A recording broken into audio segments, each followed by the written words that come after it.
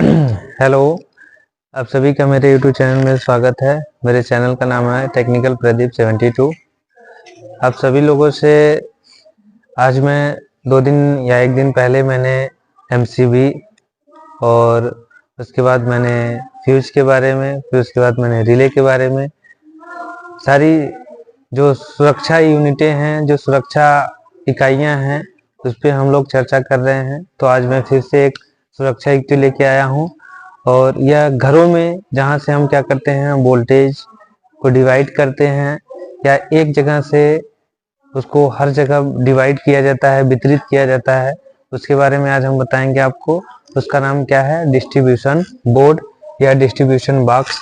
जो हमारा क्या होता है, जैसे घर में एक परिवार होता है तो उसका कोई एक मुखिया होता है, तो वैसे ही हमारा क्या है, तो ये डिस्ट्रीब्यूशन बोर्ड हमारा जो है क्या है। डिस्ट्रीब्यूशन बोर्ड के बारे में हम जानते हैं क्या क्या है। इसमें देखिए दिया है कि अधिक लोड वाले भवनों में विभिन्न समांतर परिपथ, मतलब अधिक लोड जब हम देते हैं तो विभिन्न क्या होता है, समांतर परिपथ होता है। ये देखिए हमारा क्या होगा, ये समांतर हो गया, ठीक है। ये समांतर परिपथ है हमारा, ये क्या है, श्रेणी परिपथ है, ठीक है। सॉरी, ये श्रेणी परिपथ है, तो ये श्रेणी हो गया, ये समांतर। तो श्रेणी और समांतर का भी अंतर आज समझ लेते हैं। देखिए श्रेणी में क्या होता है, वोल्टेज क्या होती है, असमान होती है, मतलब करंट आपकी समान होती है श्रेणी में, और वोल्टेज क्या होता है, असमान होता है। जो ज्यादा सॉलिड पड़ेगा या जिसका जितना वोल्टेज रहेगा उस श्रेणी में अगर आगे लगा है तो पहले ले लेगा, उसके बाद जो बचेगा उसको देगा, उसके बाद जो बचेगा उसको देगा, उसको देगा, लास्ट में वो क्या होगा, खत्म। थोड़ा नाम मात्र का रहता है। और इसमें क्या होती है, करंट हमेशा क्या रहती है, बराबर। तो इसलिए घरों में जब भी वायरिंग होती है तो किस में होती है, पैरेलल में होती है, ठीक है। तो पैरेलल मतलब समांतर। समांतर में अब होने का कारण क्या है, समांतर में होने का यह कारण है कि वोल्टेज हर जगह आपको समान मिलेगा। जैसे एक घर में अगर 4 बल्ब आप यूज करते हो तो 4 बल्ब यूज करोगे, तो अगर श्रेणी में करोगे तो वो कम सारा कम हो जाएगा, मतलब घर में सही से उजाला भी नहीं होगा और प्रकाश भी हमारा खत्म हो जाएगा। तो इसलिए हमें क्या होता है, पैरेलल में करना पड़ता है, समांतर में।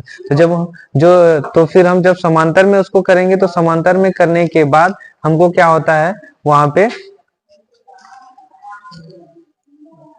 सेव कर दो। समांतर में करने के बाद क्या होता है कि वहां पे क्या होता है, हर जगह प्रकाश हो जाता है।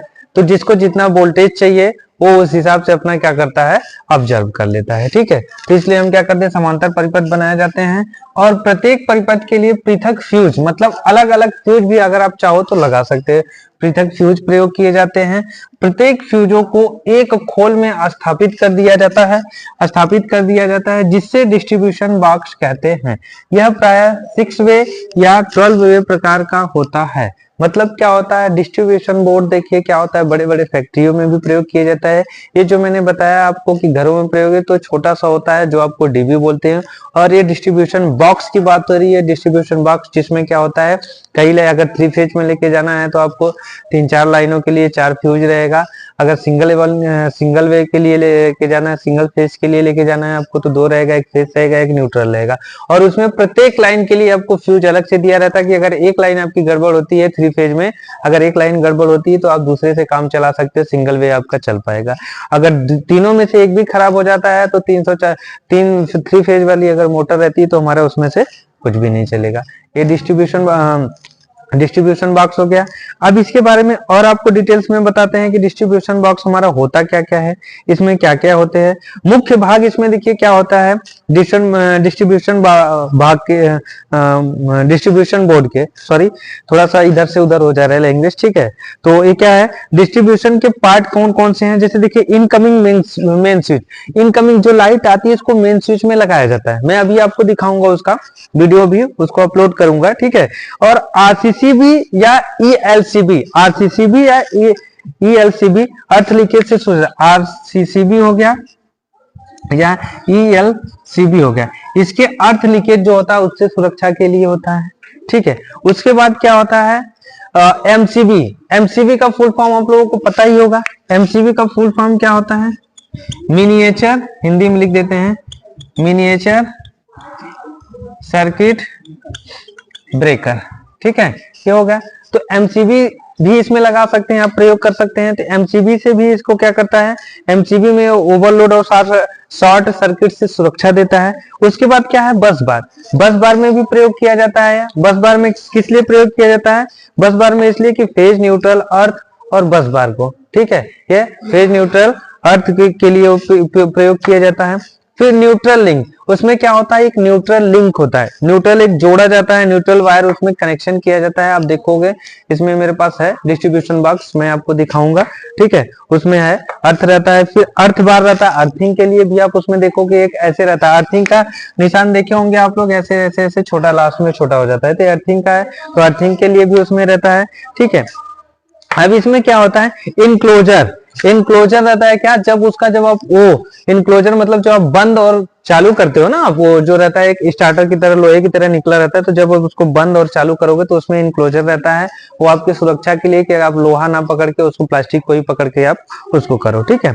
अब डिस्ट्रीब्यूशन का कार्य क्या क्या होता है, देखिए कार्य कौन कौन से कार्य होता है, किसी भी चीज का जब होता है इलेक्ट्रिकल उपयोग, तो उसका कार्य भी होता है, उसकी प्रणाली भी होती है, उसकी सावधानियां भी होती है, उसके फायदे और नुकसान सारी चीजें रहती हैं। तो फायदा में क्या है, देखिए का कार्य फंक्शन क्या है, डीबी का मुख्य काम क्या क्या होता है, देखिए काम क्या है, मुख्य सप्लाई को अलग अलग सर्किट में बांटना है।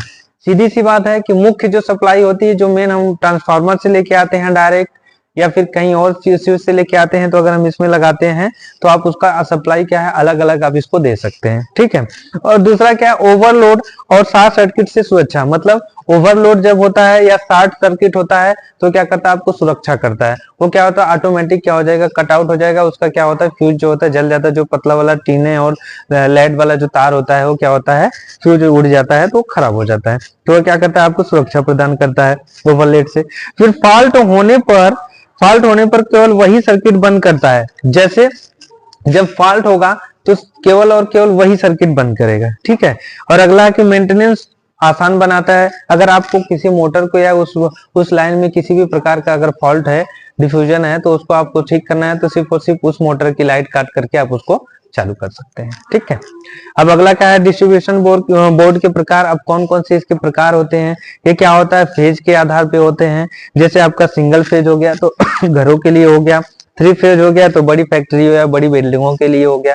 अब बड़ी फैक्ट्री या बड़ी बिल्डिंग देखे ही होंगे और आपके घर में तो है, तो आप उसको चाहे तो आप एक फेज से लगा करके एमसीबी लगा करके उसको कर सकते हैं, या ईएलसीबी लगा के कर सकते हैं, ठीक है। अब इंस्टॉलेशन, अब दूसरा क्या है, बी टाइप क्या है, इंस्टॉलेशन के आधार पर जब आप कहीं पे कर रहे हैं इंस्टॉलेशन, उसका निराकरण वो किया जा रहा है, जब उसको शुरू से लगाया जा रहा है, तो क्या होता है, सरफेस माउंटेड डीबी होता है एक, और दूसरा क्या होता है, कंक्रीलेटेड डीबी होता है, ठीक है। ये तो दोनों हो गया। अब इसके बाद उपयोग के आधार पे क्या होता है, उपयोग क्या होता है, लाइटिंग के लिए होता है डीबी का प्रयोग, लाइट के लिए प्रयोग होता है। फिर क्या है, पावर डीबी के लिए होता है, पावर कट आउट करने के लिए होता है। फिर क्या होता है, सब डिस्ट्रीब्यूशन बोर्ड मतलब एसबीडी, अब सब आपको ज्यादा लोगों को करना है तो ज्यादा लोगों के लिए वो प्रयोग किया जाता है, ठीक है।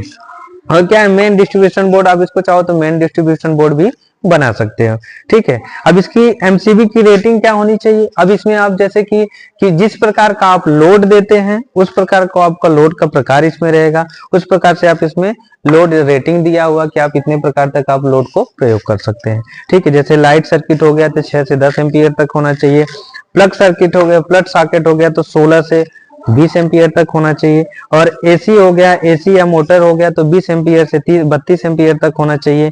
मेन एमसीबी हो गया तो जब मेन एमसीबी लगाएंगे आप जहां से सारी चीजों को कंट्रोल करना होता है तो 40 का होना चाहिए, 40 एम्पियर या 63 एम्पियर या 100 एम्पियर का होना चाहिए, ठीक है।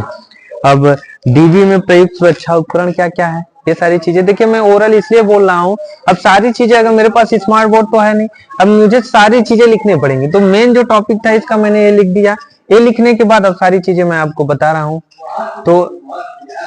हूँ, अब इसमें देखते हैं, ठीक है। अब इसमें देखते हैं डीबी में प्रयुक्त सुरक्षा उपकरण क्या क्या हो, इसमें हम प्रयोग कर सकते हैं। एमसीबी लगा सकते हैं, आरसीसीबी या एलसीबी लगा सकते हैं, एसपीडी लगा सकते हैं। फिर उसके बाद आइसोलेटर लगा देते हैं। आइसोलेटर क्या होता है, मेंटेनेंस के समय सप्लाई बंद करने के लिए इसमें आइसोलेटर होते हैं, ठीक है। डिस्ट्रीब्यूशन का कनेक्शन क्रम, कनेक्शन कैसे कैसे होता है ये दिखा देते हैं, आपको बता देते हैं कि कनेक्शन आपको करना है तो कैसे कैसे आप सब कनेक्शन करते हैं, ठीक है। कनेक्शन के लिए आपको देखिए क्या क्या रहेगा इसमें, चलिए आप लोग पढ़ते रहिए कुछ ना कुछ, अगर नहीं पढ़ते हैं तो आप ही का घाटा है। चलिए कनेक्शन के लिए क्या रहेगा, पहले सप्लाई रहेगा। सप्लाई जैसे मान लीजिए खंबे से आई सप्लाई रहेगा, फिर उसके बाद क्या है, मेन स्विच लगाएंगे। फिर उसके बाद क्या रहेगा, मेन स्विच के बाद अगर आपको आरसीसीबी लगाना है या एमसीबी लगाना है, ये आपके ऊपर डिपेंड करता है। फिर उसके बाद क्या रहेगा, आपको क्या करना रहेगा, लोड दे देना रहेगा।